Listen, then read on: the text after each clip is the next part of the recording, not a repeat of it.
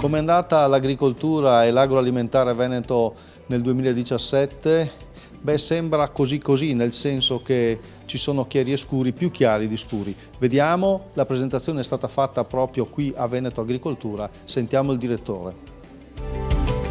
Allora, oggi presentiamo i dati della congiuntura 2017 sul settore agroalimentare del Veneto, diciamo il settore del primario. La situazione del 2017 si presenta con un calo produttivo abbastanza importante per quanto riguarda la produzione, ma recupera per quanto riguarda i prezzi. Difatti siamo comunque complessivamente a 5,9 miliardi di euro di fatturato, con una crescita del valore aggiunto del 12%. Ecco, perché Veneto Agricoltura propone sempre in continuazione dati e report sui temi del settore primario? Primo, perché è importante capire come ci stiamo muovendo e quindi Veneto Agricoltura con il suo settore degli studi economici è in grado di poter di raccogliere e di fornire i dati che sono necessari a tutte le associazioni, a tutti gli imprenditori per capire il mondo come si sta muovendo.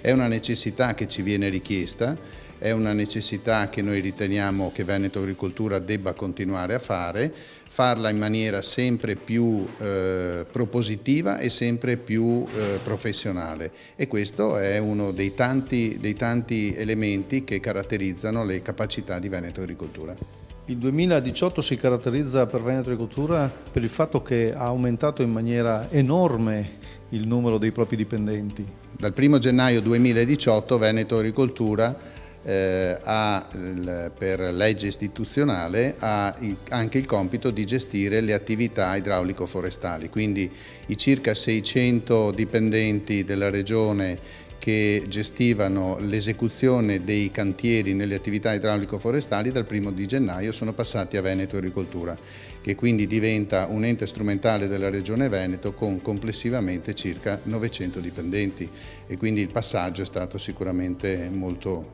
importante.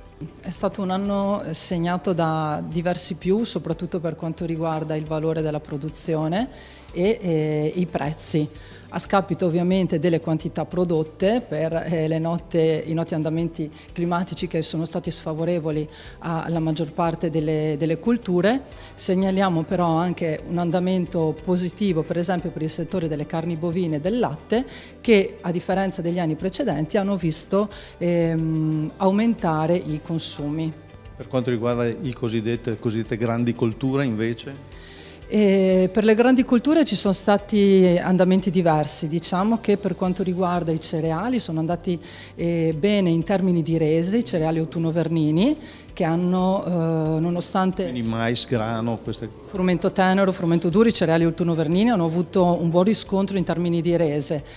Male invece le rese del mais, che essendo una cultura più primaverile estiva, invece ha risentito delle 4 ondate di calore che hanno caratterizzato l'estate 2017. È andata sicuramente meglio l'orto della frutta, per le orticole la stabilità, diciamo, delle superfici, ma abbiamo avuto però un calo leggero delle produzioni, per esempio di radicchio, a cui però abbiamo assistito a un forte aumento del prezzo di valori ben oltre le 2 cifre. Abbiamo superato la metà dell'anno 2018, possiamo vedere in qualche modo come sta andando, quali sono i dati?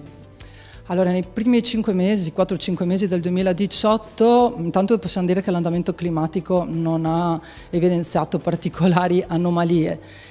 Qualche problema l'hanno avuto nella fase di fioritura i frutteti, proprio per andamenti di clima abbastanza altalenanti, mentre per quanto riguarda la vite, l'annata si prospetta molto buona, molto fruttuosa. Si parla già di incrementi a 2 cifre anche per quanto riguarda la produzione di vino, ma adesso vedremo appunto come si svilupperà nel proseguo l'annata meteorologica. Per quanto riguarda invece i cereali e le colture industriali, per il primo anno in Veneto segnaliamo una inversione per quanto riguarda le superfici a soia e mais. Il mais quest'anno avrà una minor superficie, circa 150.000 ettari, rispetto alla soia che si pensa avrà rese e superfici molto maggiori, circa 165.000 ettari. Per quanto riguarda invece, infine, latte, stiamo riscontrando una diminuzione dei prezzi di circa 2 euro e ovviamente anche una riduzione dei prezzi dei formaggi in questa prima parte dell'anno. Le carni continuano invece il loro trend di aumento dei consumi, anche abbastanza sostenuto, si parla del 5% in valore per quanto riguarda la carne bovina, quindi questo fa presupporre una buona annata per quanto riguarda la carne.